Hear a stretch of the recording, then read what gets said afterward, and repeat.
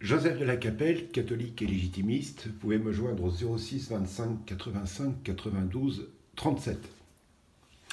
Nous sommes le 28 mars 2026 et je viens de regarder le sermon du Saint-Père dans le stade Louis II de Monaco.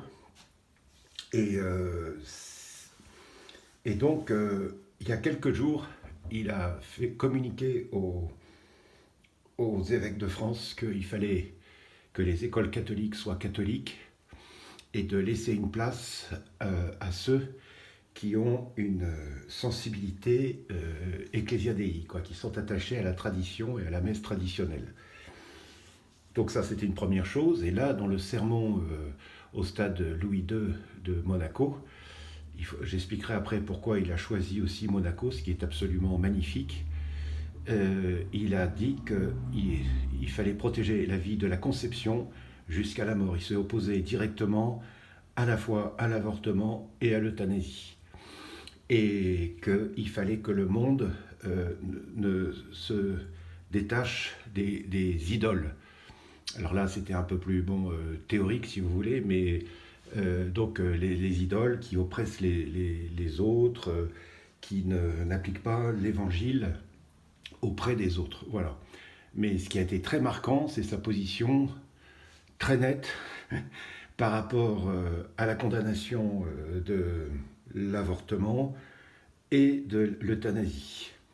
Et d'autre part, c'est le premier voyage apostolique qu'il a fait en Europe et il a choisi Monaco, qui est une monarchie de droit divin et successorale, dont la religion d'État est la Sainte Foi catholique. Et il y a quelques mois, le prince Albert s'est reprononcé de manière très ferme qu'à Monaco, il n'y aurait pas de loi sur l'avortement. Et curieusement, la décision du pape de venir à Monaco s'est pratiquement passée au même moment. Donc c'est un message très clair à la France, à l'Espagne, à tous les pays européens, parce que Monaco est un des seuls pays. Je me demande si le Liechtenstein n'est pas dans ce... Ça serait intéressant que le deuxième voyage apostolique se fasse au Liechtenstein. Et donc pour le Saint-Père, vous voyez, l'État, ce n'est pas forcément un État-puissance. Monaco n'est pas un État-puissance, mais c'est un État qui essaye, qui fait que ces sujets sont enseignés dans la Sainte Foi catholique. C'est un village, Monaco. Il n'y a pas 10 000 habitants, il y a un peu plus de 9 000 habitants. Des vrais monégasques, c'est 9 000 personnes, dont certains qui sont dans le monde entier. Donc c'est pratiquement un village, évidemment avec beaucoup de résidents. Et donc, merci très Saint-Père. On voit aussi vos origines françaises, vous avez aussi des origines monégasques et des origines françaises. Là, depuis quelques jours, c'est très curieux. Le Saint-Père n'a pas encore un an de pontificat, il a beaucoup, beaucoup, beaucoup écouté.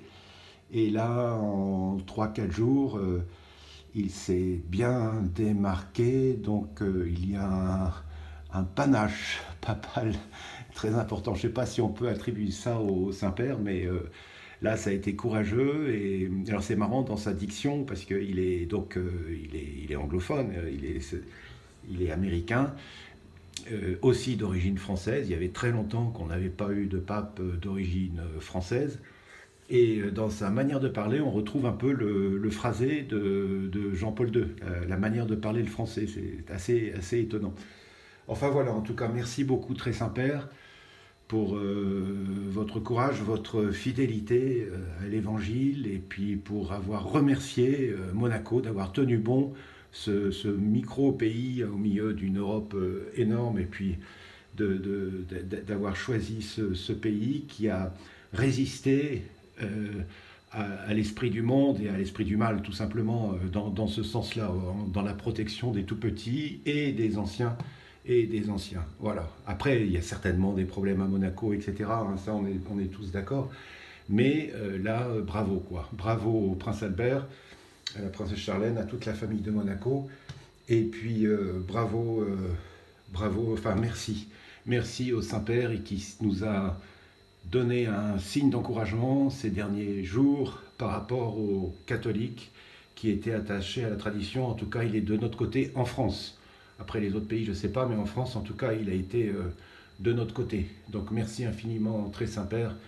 Que Dieu vous bénisse tous. Très Sainte Trinité, nous vous prions, nous vous aimons et nous vous adorons. Les saints anges gardiens, protégez-nous. Tous les cœurs angéliques, protégez-nous. Conduisez-nous au saint paradis de Dieu. Tous les cœurs angéliques, voilà, protégez-nous. Et tous les saints du paradis et du purgatoire, priez pour nous en de ce début de Semaine Sainte. À très bientôt à tous. Deus et Rex.